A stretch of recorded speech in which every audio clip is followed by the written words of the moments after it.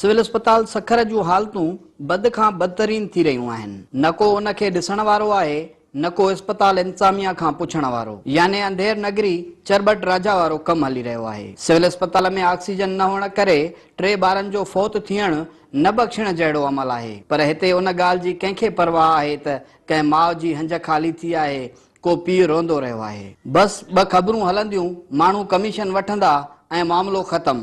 अस्पताल में ऑक्सीजन न हुअण करे 30 खां वधीक ॿारनि जे ज़िंदगीअ खे ख़तरे वारी ॻाल्हि ते बि कंहिंजे कन ते जूअ नथी चुरे। सखर जे सिविल अस्पताल में गुज़िरियल राति खां ऑक्सीजन न हुअण करे 3 ॿार फौत थिया। जन में रोडीअ जे रहवासी नजीबुल्लाह होत बलोच जो 4 ॾींहनि जो ॿारड़ो, बचल शाह जे इश्तियाक अहमद जो 2 ॾींहनि जो ॿारड़ो, न्याज़ अली जे ॿार समेत 3 मासूम गुल मुरझाइजी विया। उन हवाले सां फौत थी वियल मासूम गुलनि जे वालदेन चयो त जीअं उहो पैदा थियो मां घोटकी में सिलेंडर ते हिते बेबी पंहिंजो खणी आयुमि। उते बि नॉर्मली हुयो, मगर उन्हनि जे चार्जिस वधीक हुया।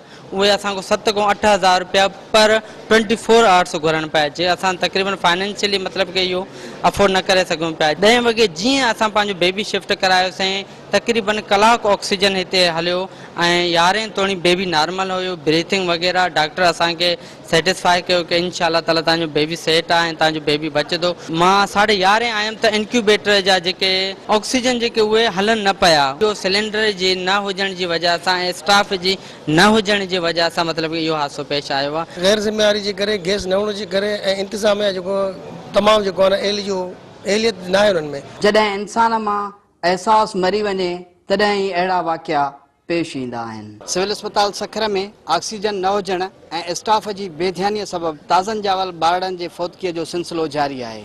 कैमरामैन आगा शोएब सां गॾु नज़ाकत जतोई, सिंध टीवी न्यूज़ सखर।